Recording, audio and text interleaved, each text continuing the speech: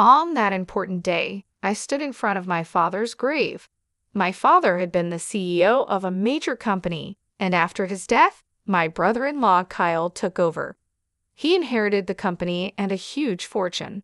In contrast, all I got was an old mini truck. Kyle, flaunting his good fortune, mockingly said, "With this, I've got the company and the entire estate in my grasp. That mini truck suits you." But to me, that mini truck was more than just a vehicle. I looked at it fondly, and when I started the engine, I noticed a destination already set on the navigation system. "What's this?" I wondered. With a firm yet gentle grip, I began to drive. My name is Jack Nicholson. I am a 44-year-old tutor. Now, I am standing before a large coffin where my father rests peacefully.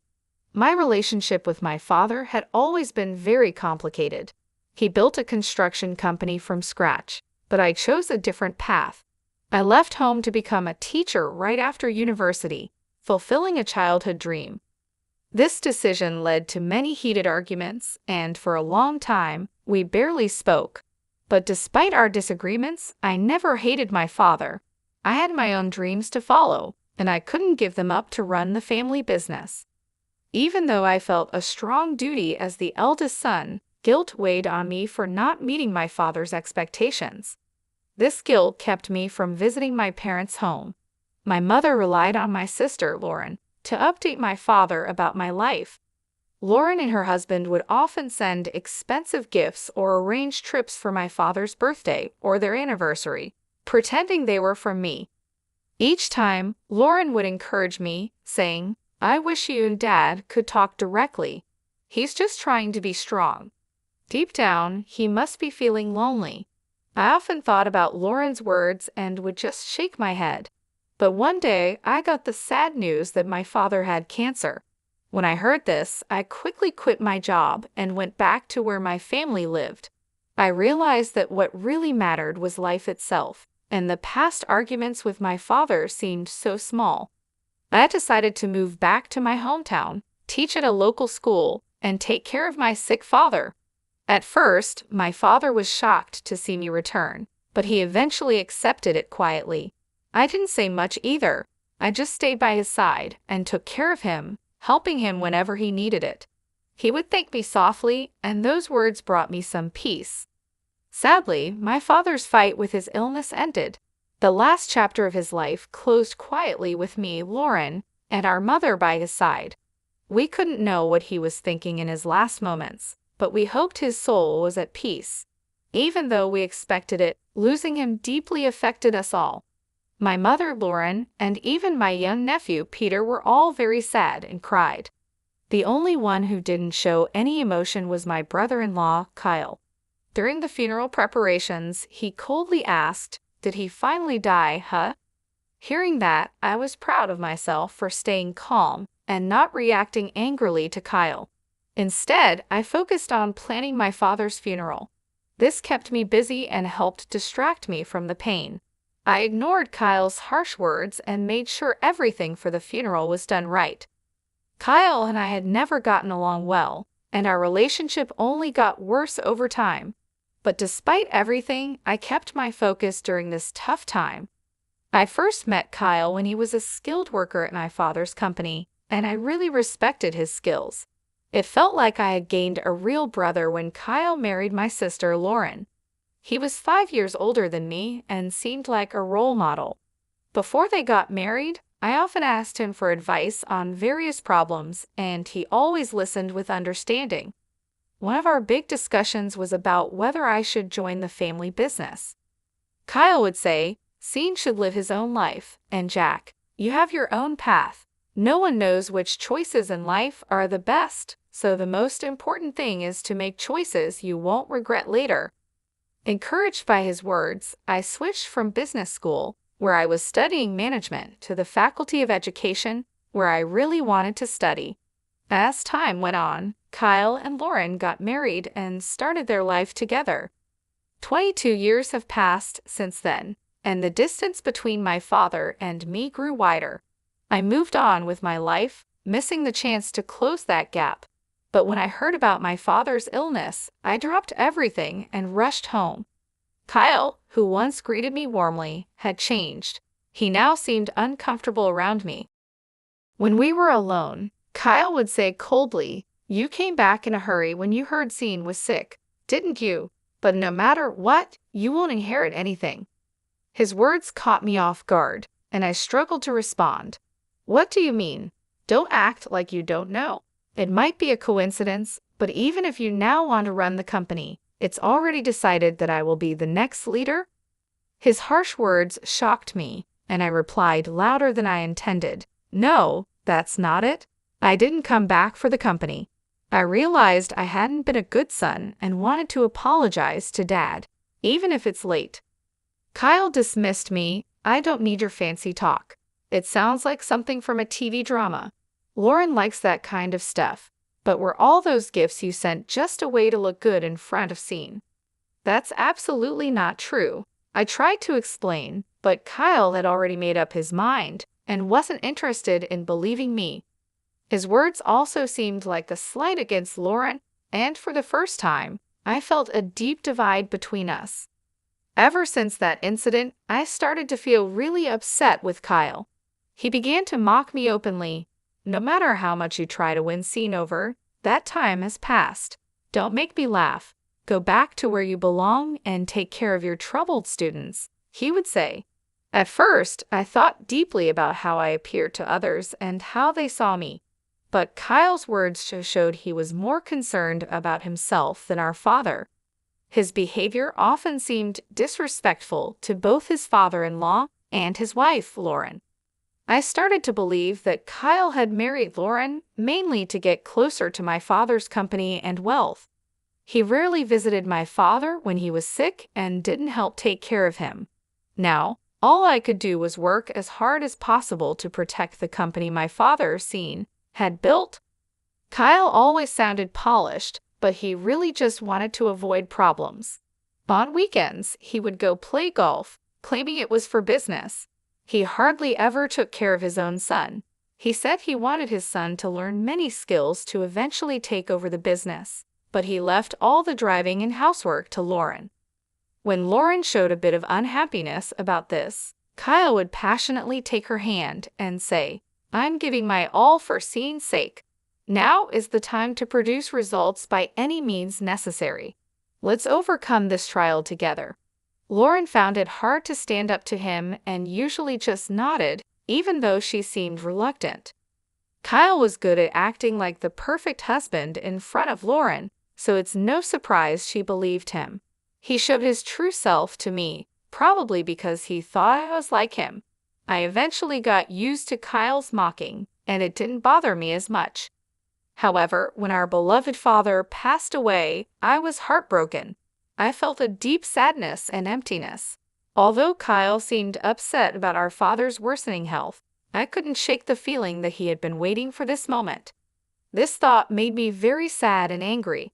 After our father died, Kyle inherited most of our father's large fortune. Even though he was just a son-in-law, he had the same rights to the inheritance as Lauren and me, according to my father's will. He got most of the shares of the company and a lot of wealth. This unexpected turn of events left me speechless, even though I was my father's biological child. I had thought the inheritance would be split fairly among the three of us, but instead, Kyle got almost everything. All I received was an old mini truck that my father once loved. In public, Kyle seemed surprised, but alone with me, he laughed and said, "You came all the way from the city to this small town, took care of Sean day and night, and all you got is this little truck, huh? What an ironic end. Now the company is mine, and you're left with just this mini truck as your inheritance. It's like a comedy." As he left the room with a smirk, I felt empty inside. Holding the mini truck keys tightly, the cold metal made me face the harsh reality. But my family tried to cheer me up. "Keep your head up. Sean had his reasons. He didn't mean to upset you. That truck was something Dad always loved. It was his favorite vehicle. He surely cared about you." Despite their kind words, I was too hurt to respond. I knew that what you inherit doesn't measure a father's love, but the fact that Kyle, who seemed to be waiting for my father to die, got almost everything, was deeply insulting. It wasn't about the money, it was the pain of seeing my father's hard work go to such a man. I felt powerless to change the situation. Clutching the truck key, I decided to take care of the mini truck, the only thing my father left me. It seemed to hold a deeper meaning. I hoped that cleaning the truck might help me sort out my feelings. I carefully washed the truck with a hose and then sat in the driver's seat, where my father used to sit. Starting the engine, I noticed something unusual on the navigation system. It was displaying a single thick blue route instead of just showing my location. That's odd. Why is there a destination set on the navigation system? I wondered. This usually only happens when a specific route is being followed. When I checked the destination on the screen, it showed only coordinates, not a specific place. It would take about an hour's drive. Wanting to go for a drive in the mini truck, I didn't think too much about it, put the truck in first gear, and left the house. An hour later, during a pleasant drive, I arrived at what seemed like a home. It was a surprise.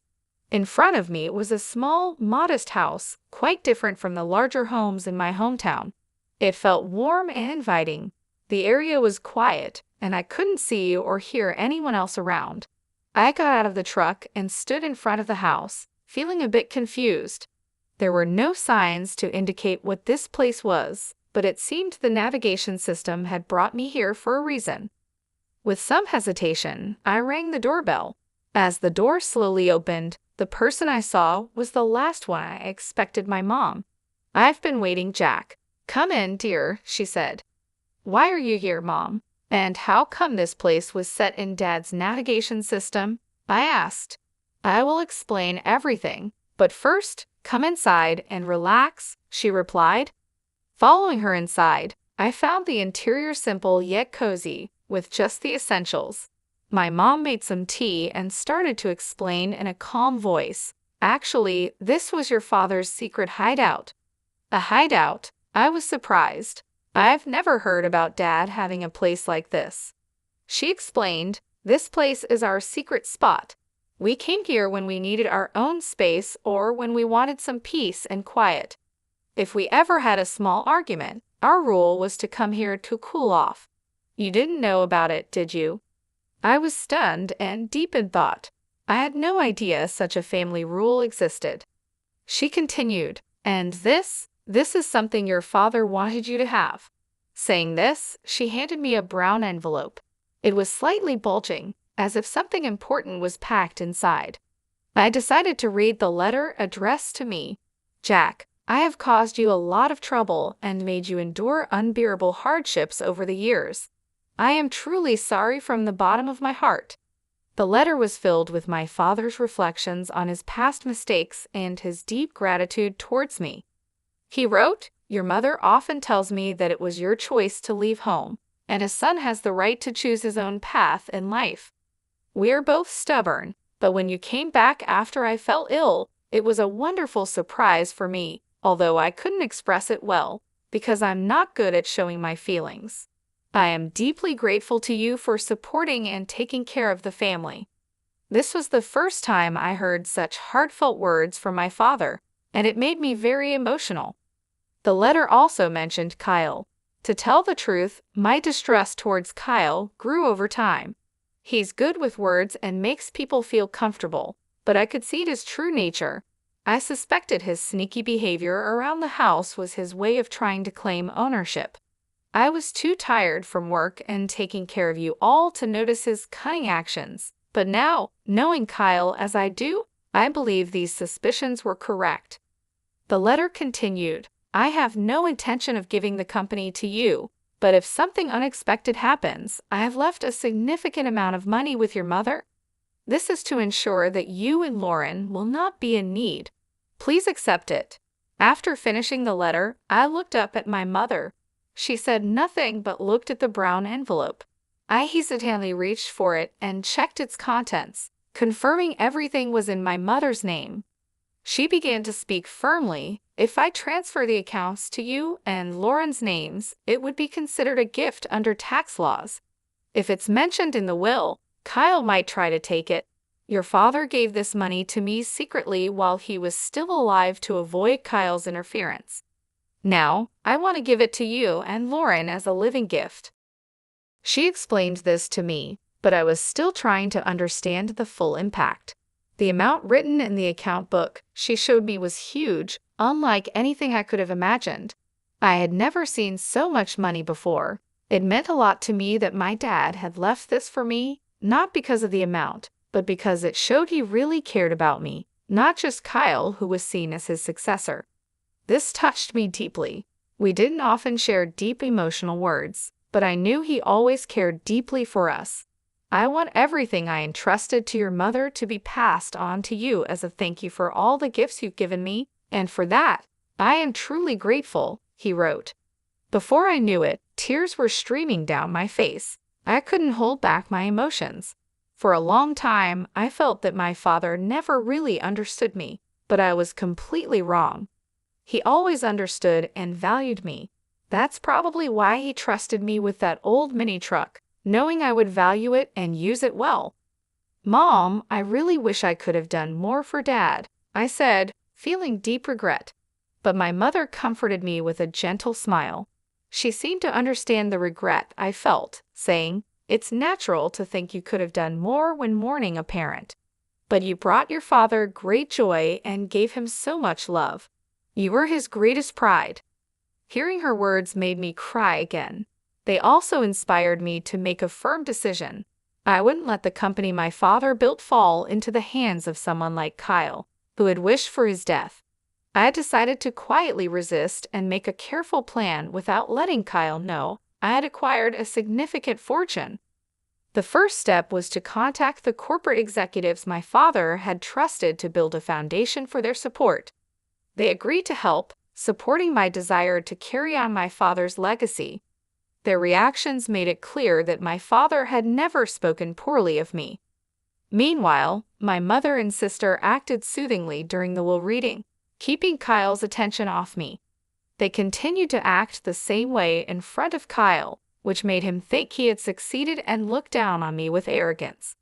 Hey, do you, abandoned by your father and left a poor man, still intend to stay in this house?" he taunted. "I'm the new president now. Admit your defeat and go back home." Kyle would say these words dismissively, waving his hand as if he was shooing away a small fly. Since becoming CEO, Kyle's arrogant attitude created a tense atmosphere in the company. Despite his high position, he ignored his duties and became rude to his staff. This caused a lot of problems, and many skilled employees left unhappy with his leadership. Kyle didn't question his approach and remained overly confident. "Those who can't grasp my superior vision might as well quit immediately," he would say in public, making decisions without listening to anyone else. As problems in the company increased, Kyle enjoyed spending money and living lavishly, while his passion for the business seemed to disappear. When I first met him, he seemed like a great person. He was skilled, and even my dad liked him. How had he changed so much? She cried every night, hiding her tears from the children. I couldn't just watch the company fall apart. I was quietly planning my next move.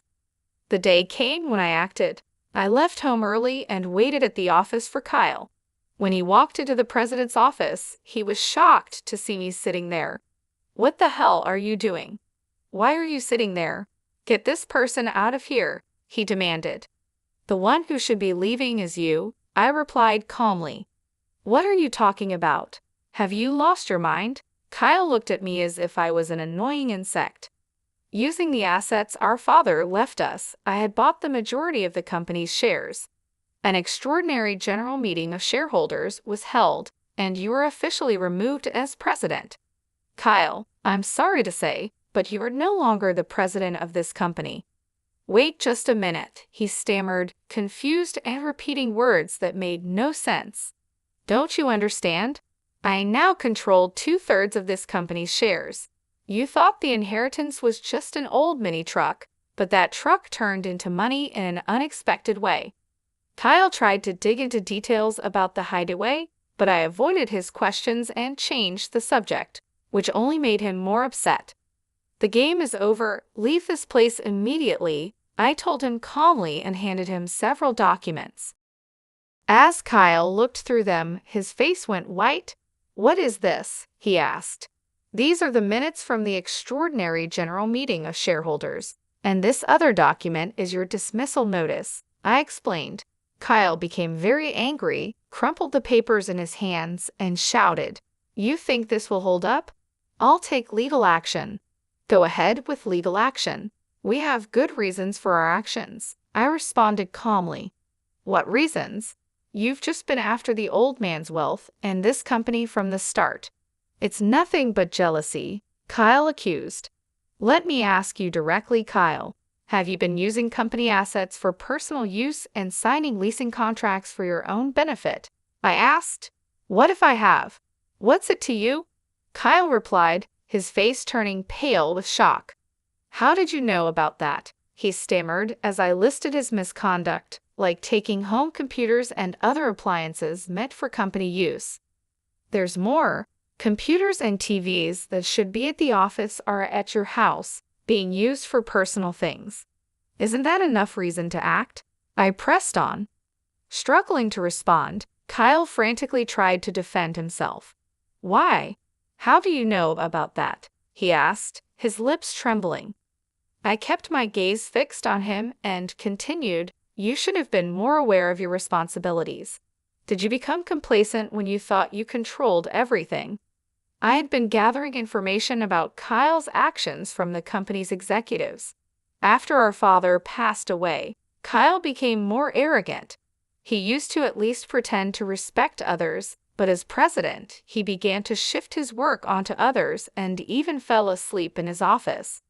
This attitude caused many loyal employees who respected my father to leave, frustrated by his behavior.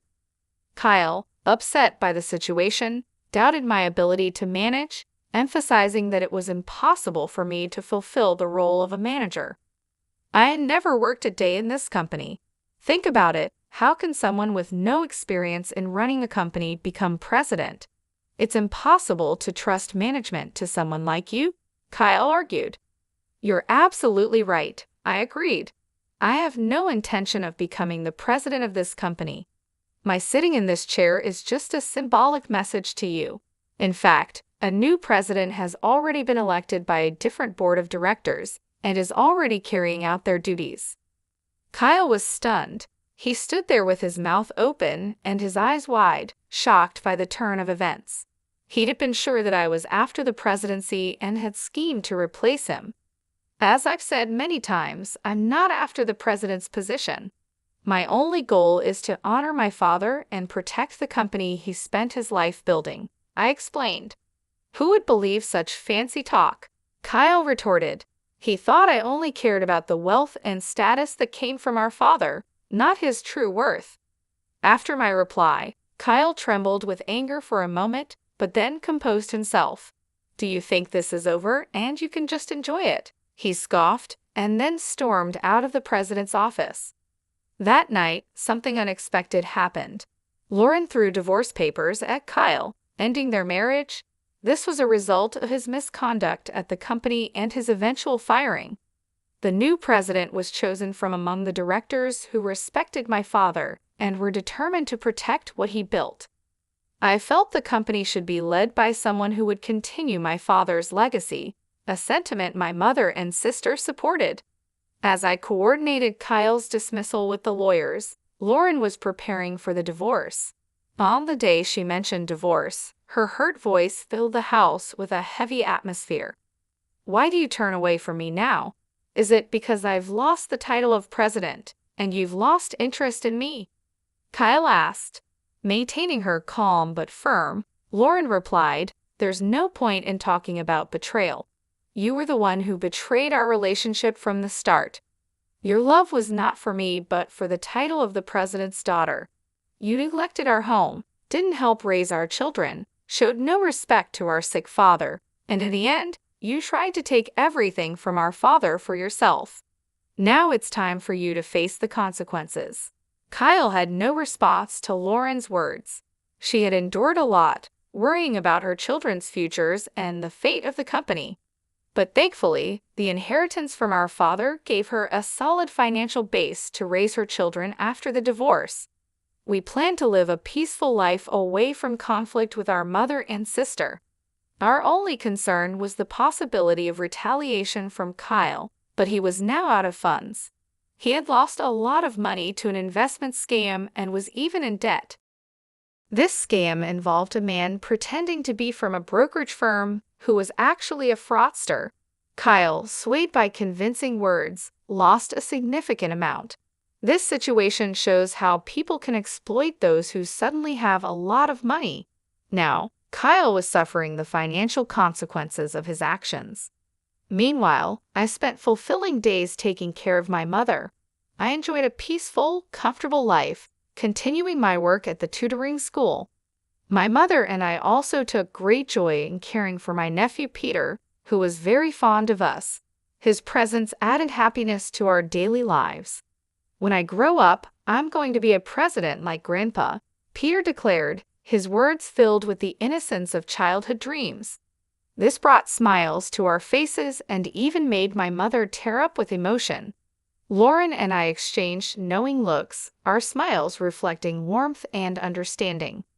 You might say that now, but I wouldn't be surprised if you want to become a teacher when you're in college. I teased him gently, reflecting on similar past statements which made everyone laugh. But I'm not very good at studying, so maybe I won't make a good teacher, he said seriously, furrowing his brow. His earnestness made this even more endearing and prompted more laughter, this time filled with affection. In that moment, filled with an overwhelming sense of happiness, we realized we were truly living in the present, enjoying our family unity and ready to face whatever the future might bring.